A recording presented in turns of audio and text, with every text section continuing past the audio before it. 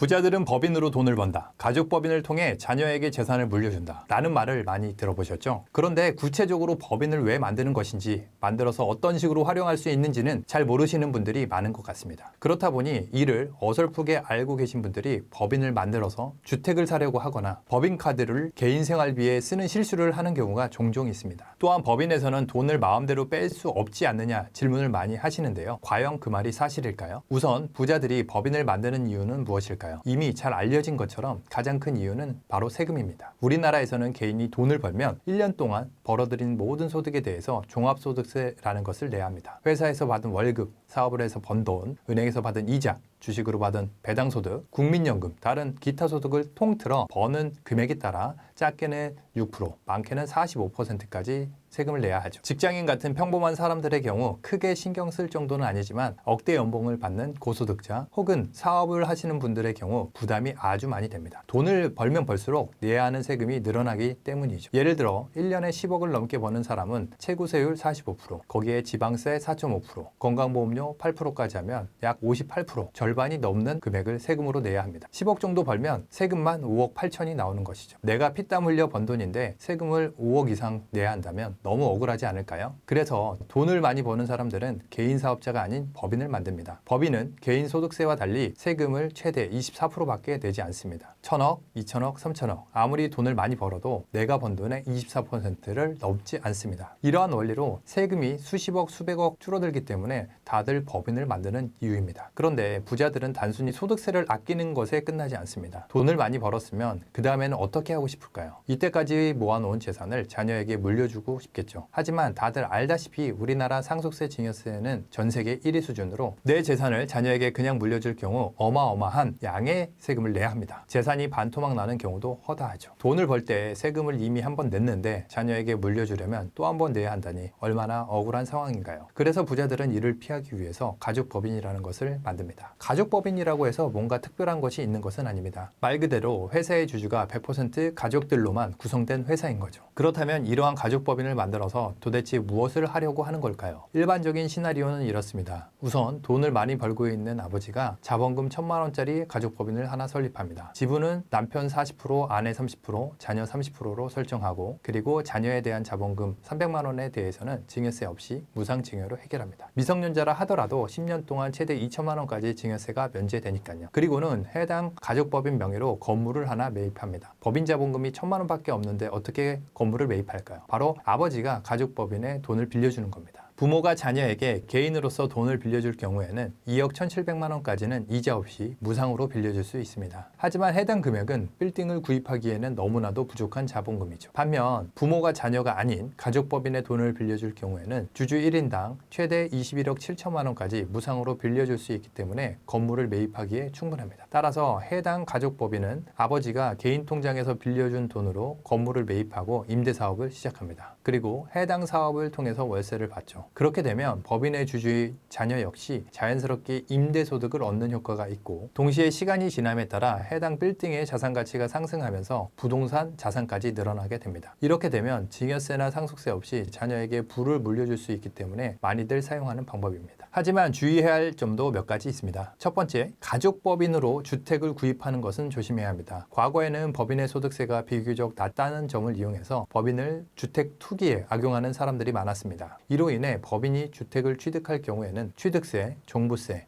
양도소득세가 중과되도록 법이 바뀌었죠. 따라서 가족법인으로 부동산을 취득할 때는 주택보다 일반적인 상업용 건물을 사는 것이 좋습니다. 5년 이내 부동산을 취득할 경우 주소지 위치에 따라서 취득세, 중과세 여부가 결정되기 때문이죠. 즉, 법인을 어디에 설립하느냐에 따라 세금이 크게 달라질 수 있다는 의미입니다. 특히 본점을 대도시에 두게 되면 취득세가 중과세로 부과가 됩니다. 따라서 세금을 줄이려면 법인을 대도시 밖 과밀억제권역 외부에 설립하는 것이 좋습니다. 하지만 주소지만 대도시에 두거나 비상주 사무실 등 실체 없는 주소를 쓰면 취득세 중과 처분을 받을 위험이 크니 각별히 주의가 필요합니다. 세 번째, 법인은 개인 사업자와 달리 법인 돈을 함부로 사용하면 안 됩니다. 법인의 지출은 반드시 법인의 사업과 관련이 있어야 하고 공식적인 증빙 서류가 있어야 하며 장부는 정확하게 기록이 되어야 하겠죠. 하지만 그렇다고 해서 법인 돈을 아예 쓸 수 없는 것은 아닙니다. 급여, 상여, 배당 등 여러 가지 합법적인 방법으로 법인에서 개인으로, 즉 법인 돈을 나에게 가져올 수 있는 것이죠. 그런데 이 부분은 내용이 길어질 수 있기 때문에 다음에 다른 영상에서 조금 더 다뤄보도록 하겠습니다. 오늘 영상은 여기까지고요. 다음에 더 좋은 영상으로 찾아뵙겠습니다. 감사합니다.